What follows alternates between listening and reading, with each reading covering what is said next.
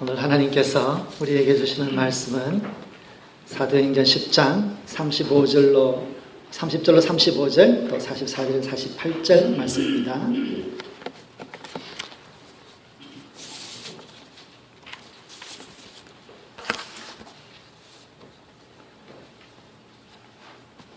우리 교독으로 함께 봉독하겠습니다. 먼저 사도행전 10장 30절로 35절의 말씀을 먼저 읽겠습니다. 고넬료가 이르되 내가 나흘 전 이맘때까지 내 집에서 제9시 기도를 하는데 갑자기 한 사람이 빛난 옷을 입고 내 앞에 서서 하나님이 내 기도를 들으시고 내 구제를 기억하셨습니다. 사람을 요바에 보내어 베드로라 하는 시몬을 청하라. 그가 바닷가 무두장이 시몬의 집에 유숙하느니라 하시기로 내가 곧 당신에게 사람을 보내었는데 오셔서 잘하였나이다. 이제 우리는 주께서 당신에게 명하신 모든 것을 듣고자 하여 베드로가 입을 열어 말하되 내가 참으로 하나님은 사람의 외모를 보지 아니하시고 각 나라 중 하나님을 경외하며 의를 행하는 사람은 다 받으시는 줄 깨달았도다. 아멘. 44절로 48절 말씀을 교독으로 봉독합니다. 베드로가 이 말을 할 때에 성령이 말씀 듣는 모든 사람에게 내려오시니 베드로와 함께 온 할례 받은 신자들이 이방인들에게도 성령 부어 주심으로 말미암아 놀라니 이는 방언을 말하며 하나님 높음을 들음이르라. 이 사람은 우리와 같이 성령을 받았으니 누가 능히 물로 세례 베품을 금하리요 하고 명하여 예수 그리스도의 이름으로 세례를 베풀라 하니라. 그들이 베드로에게 며칠 더 머물기를 청하니라. 아멘. 하나님, 예수님께서 이 땅에서 사역하실 때 12제자를 부르셨습니다. 그런데 그 중에서도 이 베드로라고 하는 이 분과 관련되어져서 예수님과 베드로의 이야기가 이끌어지는 것은 참 우리에게 깊은 인상을 남깁니다.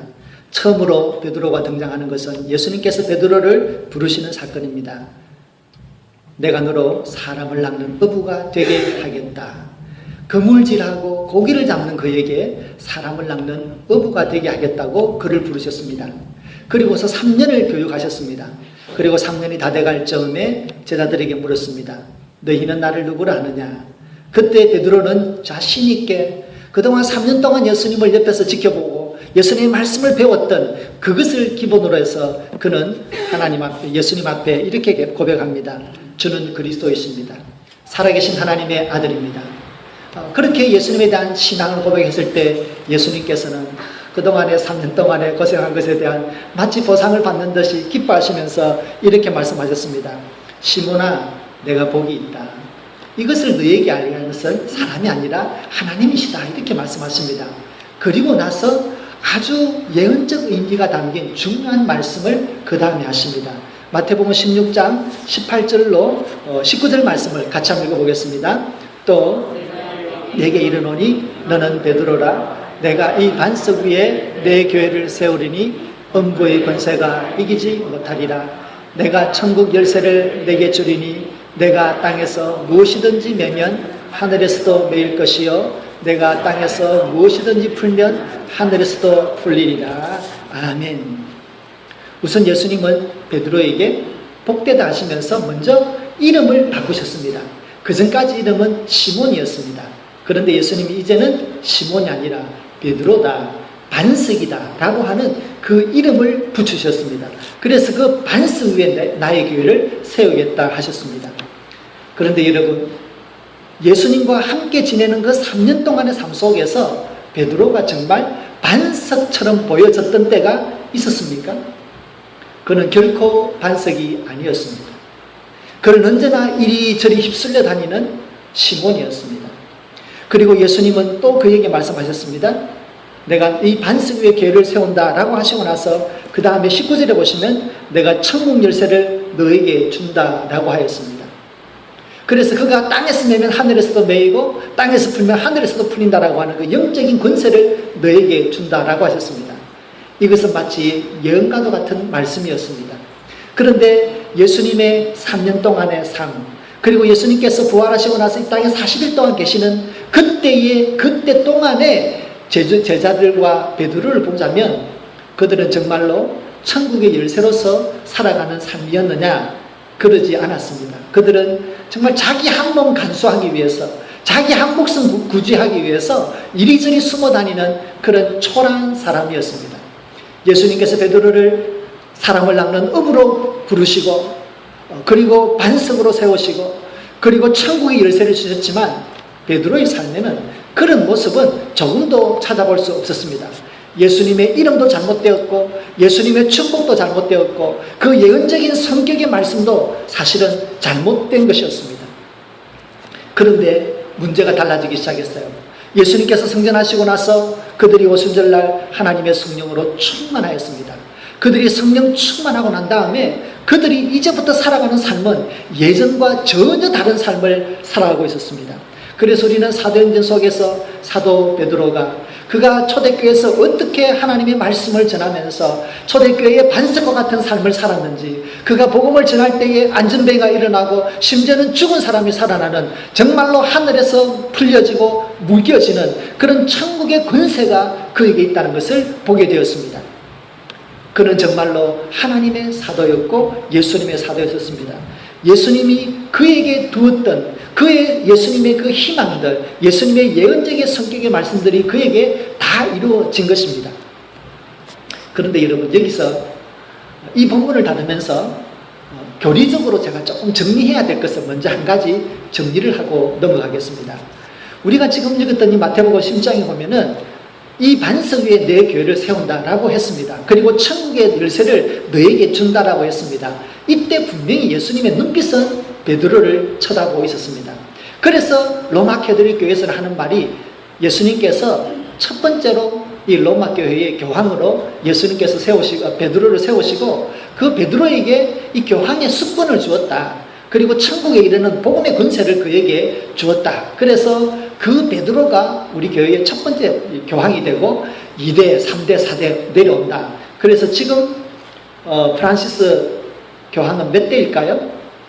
266대 교황입니다. 그래서 제1기 제자 베드로에서부터 266기 제자인 이 프란시스코까지 내려온다라고 보고 있습니다. 그러나 우리 개혁교회에서는 그렇게 보지 않습니다. 이 사건, 내가 복이 있다, 이를 알게 하시는 이는 혈육이 아니고 하나님이시다, 너는 베드로다, 이 반석 위에 나의 교회를 세운다 라고 하셨을 때에 이 반석은 베드로처럼 예수님에게 대한 바른 신앙의 고백을 하는 사람으로 보고 있습니다. 그래서 이것을 신학적으로는 고백자 베드로 이렇게 표현합니다. 이것을 쉽게 풀어서 얘기하자면 교황으로서의 베드로가 아니라 예수님에 대한 바른 신앙의 고백을 하는 사람의 대표로서 베드로를 이야기하는 겁니다. 그래서 그것을 우리에게 적용하자면 예수님에 대한 바른 신앙의 고백을 할 때에 우리들도 베드로처럼 주는 그리스도이십니다, 살아계신 하나님의 아들입니다, 나의 구원자 되십니다 라고 고백할 때에 우리들도 반석과 같은 사람이 되며 우리들도 천국의 문을 열 수 있는 열쇠를 가진다라고 하는 예수님의 말씀입니다. 우리가 이것을 우선 마음속에 정리를 하고 다음으로 한번 넘어가 보겠습니다. 자, 그러면 베드로에게 너는 사람을 낚는 어부가 될 것이다, 그리고 너는 반석이 될 것이다, 그리고 너는 하늘의 문을 열고 닫을 수 있는 천국의 권세를 가진 영적인 권세가 있는 사도가 될 것으로 말씀하셨습니다. 그런데 정말 성령이 임하고 난 다음에 그는 예수님의 예언 그대로 이루어져 갔었습니다. 그는 초대교회에서 정말로 반석과 같은 사람이었습니다. 한 번 설교하면 3,000명이 회개하고 돌아오는 정말 천국의 문을 열어놓는 예수님의 제자가 되었습니다. 그리고 기도할 때에 안진뱅이가 일어나고 죽었던 사람들이 살아나는 영적인 권세가 그에게 있는 사람이었습니다. 하늘의 복을 여는 그런 영적인 권세가 있는 사람이었습니다. 기도의 능력이 있는 사람이었습니다. 복음의 능력을 드러내는 사람이었습니다. 그런데 오늘 우리 본문 속에서 그것을 다시 한번 확인하게 됩니다. 그런데 제가 오늘 이 본문을 통해서 말씀을 드리고자 하는 것은 어떤 환상에 대해서 얘기하는 것도 아니고 어떤 고넬료에 대한 이야기도 아닙니다. 어떻게 베드로라고 하는 생선 냄새 풀풀 풍기는 이 어부 시몬이 정말로 천국의 열쇠를 가진 예수님의 능력 있는 사도가 되었느냐라고 하는 그것에 대해서 함께 말씀을 나누기 원하는 것입니다. 베드로, 그는 너무나 미숙한 사람이었습니다. 너 예수님 믿었지? 라고 하는 그 한마디에 벌벌 떨면서 이 여자아이가 나를 알아보면 어떡하나 이리저리 숨어 다녔습니다. 예수님이 멀리서 십자가에 못 박힐 때에 성경은 그가 어디에 있었는지 아무도 몰랐습니다. 성경은 침묵하고 있어요. 무슨 말이죠? 입 꼭 닫고 죽는 순간까지 나 어디 숨어 있었어 말하지 않는 거예요. 자, 보십시오. 이런 사람이 변화되어 천국의 열쇠가 되었습니다. 궁금하지 않습니까? 어떻게 하면 우리들도 예수님의 기대를 한 몸에 받고 있는데, 그리스도의 사랑과 그 보혈의 은혜를 우리가 받았는데, 어떻게 하면 우리들 예수님의 사랑을 드러내는, 그리하여 마침내는 천국의 열쇠처럼 살아가는 성도가 될 수 있을까요? 그 성숙의 비결에 대해서 말씀을 나누고자 합니다. 오늘 본문의 말씀을 통해서는 한 가지의 말씀을 나누기 원합니다. 첫 번째는 이것입니다. 베드로의 성숙에 나가는 그 원동력이 어디에 있었나? 그것은 베드로는 하나님의 역사 속에서 신앙의 보석을 캐내는 사람이었습니다. 오늘 본문의 배경은 욥바라고 하는 곳입니다. 욥바에 거기에 있는 무두장이라고 하는 시몬의 집에 베드로가 거기에서 지내면서부터 오늘 이야기가 시작이 됩니다. 근데 욥바라고 하는 이곳은 유대 지역에서 가장 남쪽이고 애굽과 아프리카로 내려가는 길목에 있습니다. 그러니까 우리로 말하자면 지금 초대교회의 신앙이 예루살렘에서 이미 퍼져가지고 유대 지역의 최고 남단까지 이미 갔다는 것이에요. 그래서 그곳에서 예수 믿는 사람들이 있으니까 베드로가 그곳에 있는 성도님들을 섬기고 싶어서, 더 말씀을 가르치고 싶어서 그 주위에 복음을 전하기 위해서 욥바까지 내려간 것이에요.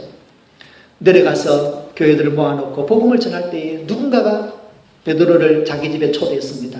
형제여, 내가 그대의 초대를 응하겠습니다. 가서 보니까 무두장이 시몬의 집이야.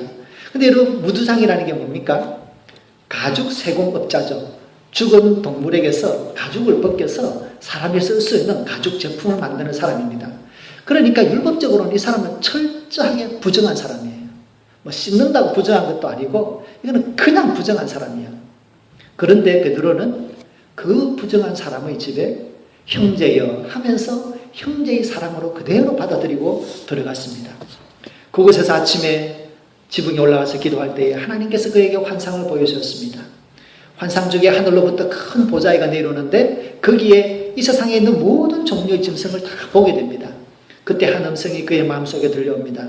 베드로야, 일어나 잡아 먹어라. 베드로는 직감적으로 알았습니다. 이 속에 먹을 수 있는 성결한 짐승도 있지만 먹을 수 없는 불결한 짐승이 있다는 것을 알았습니다. 그래서 얘기하죠. 주여, 그럴 수 없습니다. 저는 아직까지 율법에 있어서 성결한 음식만 먹고 나를 성결한 하나님의 백성으로 구별하여 살아왔습니다. 그러니 하나님, 나는 이것을 먹을 수 없어요. 그때 마음속에 또 다른 음성이 들려옵니다. 하나님께서 깨끗하게 하신 것을 내가 속되다 하지 말라. 이 말씀이 거듭 3번 그에게 들려왔습니다. 그리고 깨어나서 이것이 무슨 말씀입니까? 마음에 깊이 생각하는 중에 다른 곳에서 사람이 찾아왔습니다. 그때 또 성령 하나님께서 그에게 감동하시기를 사람이 너를 찾아왔는데 두려워하지 말고 함께 가라. 내가 그들을 너에게 보냈다라고 하셨습니다. 그래서 베드로는 그들의 도움을 받아서 초대받은 곳에 가게 되었습니다. 다름 아닌 로마의 군대 장관 백부장 고넬료의 집이었습니다.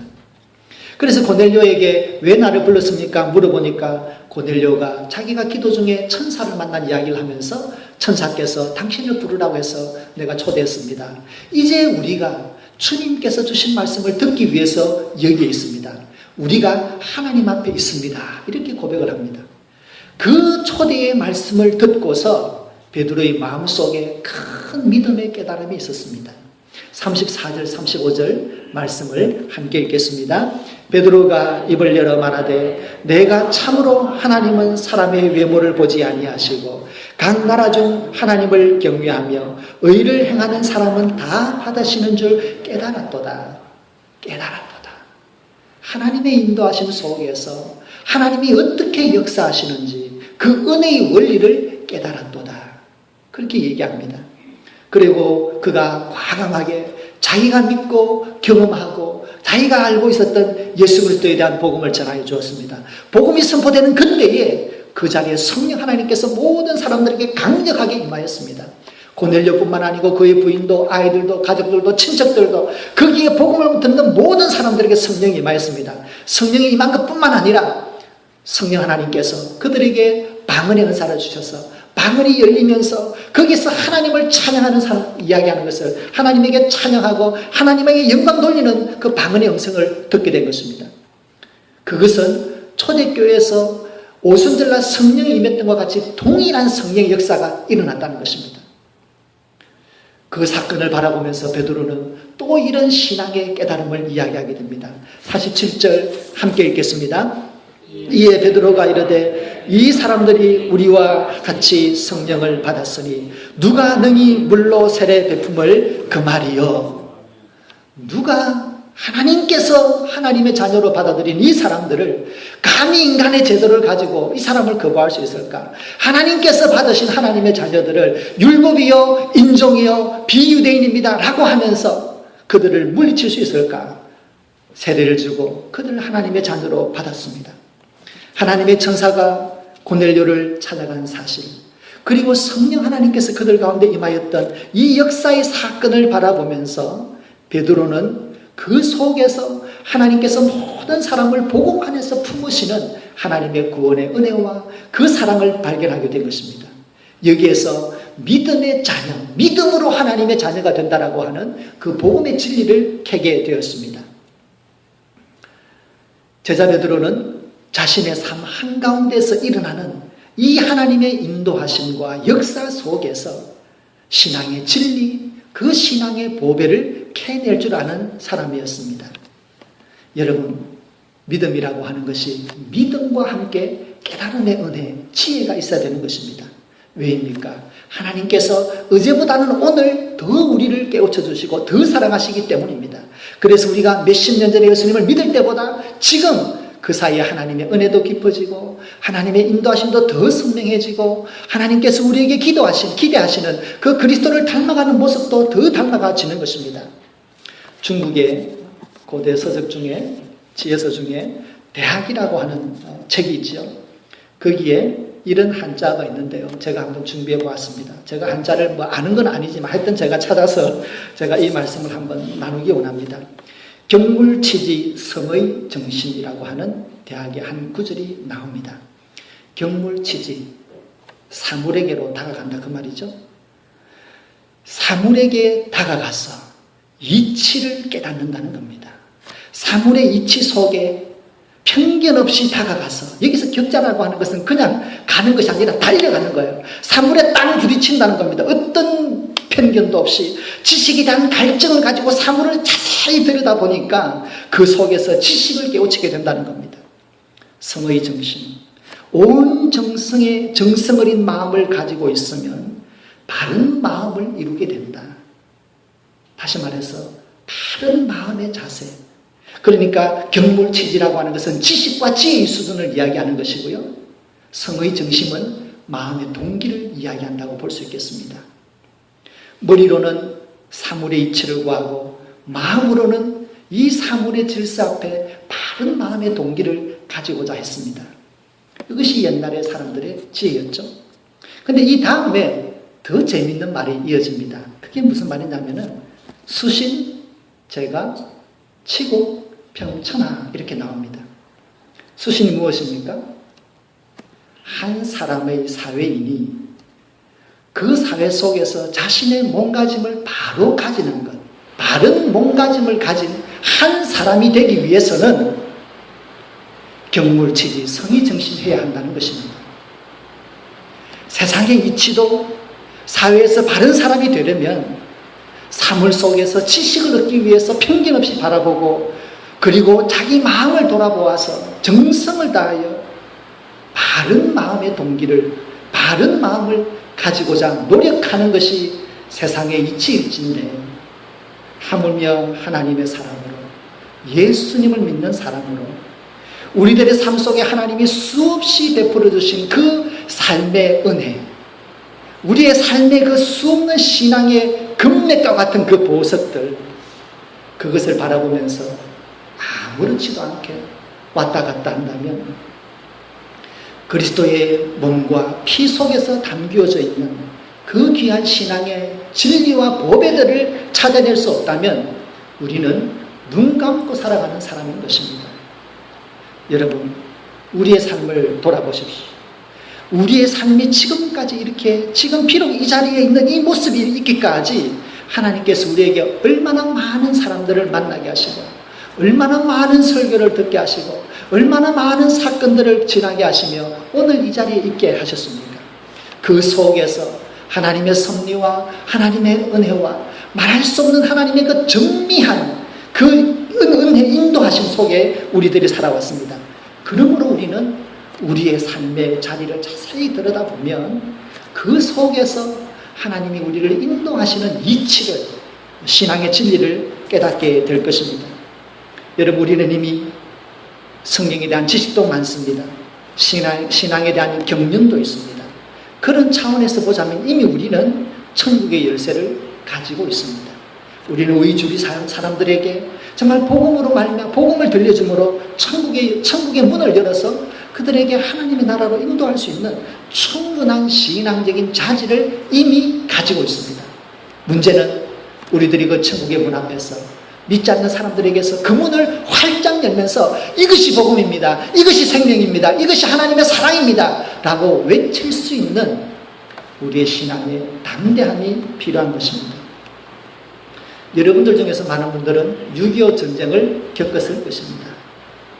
그 많은 사망자들 중에서 살아나셨습니다. 어디 그것뿐이겠습니까? 개인적으로는 아마 여러분들은 자기 자신은 아시겠죠. 남에게 말은 하지 않았지만 나 스스로 삶의 위기를 여러 번 겪으면서 지내오셨을 것입니다. 그러한 삶의 자원이 우리 뒤에 있어요. 사실 그것은 사실은 금맥과도 같은 것입니다.